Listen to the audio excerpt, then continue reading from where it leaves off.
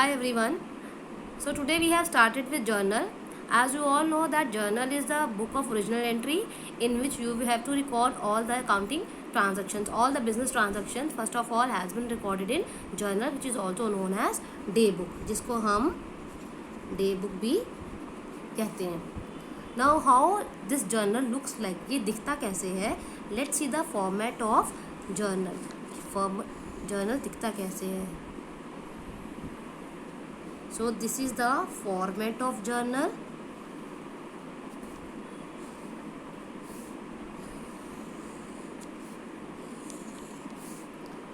This is your date column. If date is not given the question, then you will write serial number. This is your particulars column. This is your L/F. It is known as ledger folio. You have nothing to do with this column, just name it L/F, which is known as ledger folio. Ledger folio basically is the page number which is required by the professionals only. Professionals used this ledger folio. You have to just show this in the format. आपको सिर्फ format में दिखाना है, इसमें लिखना कुछ नहीं है. Then this is the column of debit, and with debit you will write the logo of rupees, and this is your credit column, and you will again write the logo of rupees. So this is the format of journal.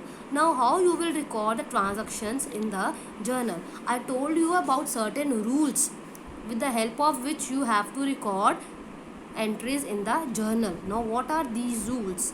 First of all, you have to identify assets in the entry, and any transaction is given.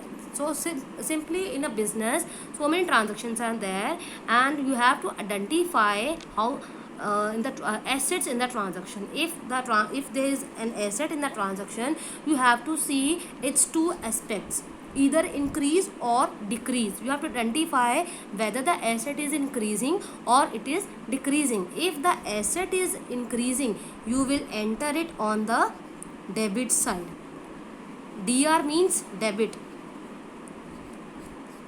DR means debit and CR means credit. This is the shortcut of debit and credit.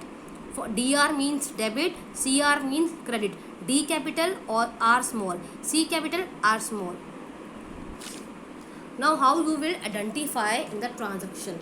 For example, a transaction is given like building purchased worth rupees, building purchased worth rupees 50,000. For example,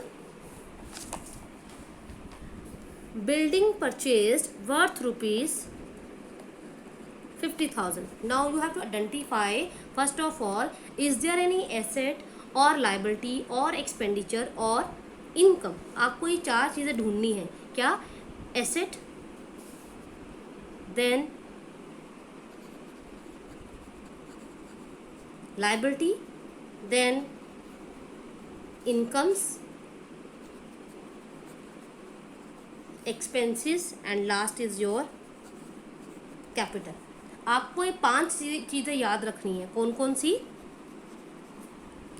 liability, incomes, expenses, capital, assets.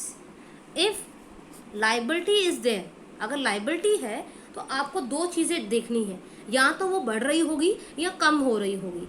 अगर बढ़ रही है, अगर liability आपकी बढ़ रही है तो आप इसको करेंगे क्रेडिट. लेकिन अगर आपकी लाइबिलिटी कम हो रही है तो आप इसको करेंगे डेबिट. जैसे लाइबिलिटी का किया, बिल्कुल उसका ऑपोजिट आप एसेट्स के लिए करेंगे. कैसे? अगर आपके एसेट्स बढ़ रहे हैं तो आप क्या करेंगे? डेबिट. लेकिन अगर आपके एसेट्स कम हो रहे हैं तो आप क्या करेंगे? क्रेडिट. जैसा आप एसेट्स के लिए करेंगे वैसा ही आपने इनकम्स के लिए करना है, वैसा ही आपने एक्सपेंसेस के लिए करना है. और जैसा आप लाइबिलिटी के साथ करेंगे वैसा सेम आपने इनकम्स के साथ करना है. कैपिटल के लिए क्या करेंगे? अगेन, अगर आपका कैपिटल इंक्रीज हो रहा है तो आप करेंगे क्रेडिट. लेकिन अगर वो डिक्रीज हो रहा है तो आप करेंगे डेबिट। ठीक है। अब जैसे इस एंट्री में क्या किया है, बिल्डिंग वॉज परचेज, आपने एक बिल्डिंग खरीदी है। Again building is your asset, तो आपके पास एक एसेट आ रहा है, इसका मतलब आपका एसेट बैलेंस बढ़ रहा है। कितने अमाउंट से बढ़ रहा है, 50,000 से बढ़ रहा है।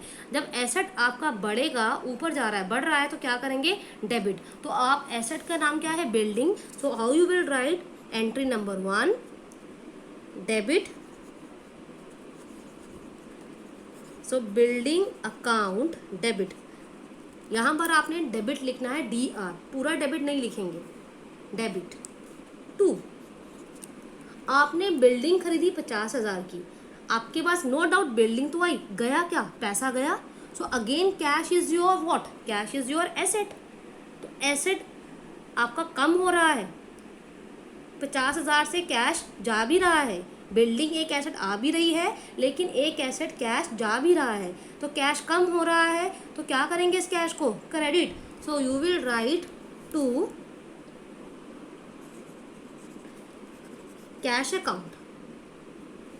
ठीक है, समझ में आ गया, एक एंट्री डेबिट आ गई और एक एंट्री आपकी क्रेडिट आ गई। जर्नल में ध्यान रखेंगे आपके ड्यूअल एस्पेक्ट होता है, ऐसे प्रिंसिपल पढ़ा था ना, dual aspect, 1 debit and 1 credit.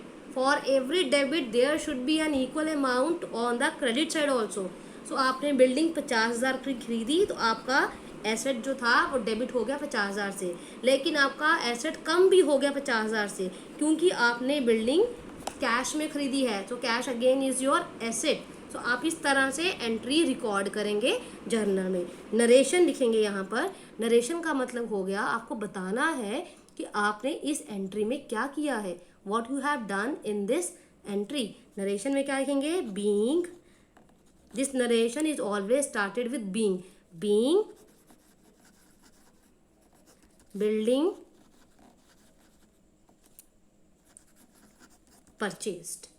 और इस तरह से आपको बाकी सारी एंट्रीज, जितनी भी आपकी एंट्रीज होती हैं जर्नल वाली, वो आपको सारी रिकॉर्ड करनी है। So I hope this concept is clear that how you will record journal in the format of journal, how you will record entries in the format of journal with the help of these rules. This is the modern approach, and with the help of these rules you can solve each and every entry in journal. Thank you.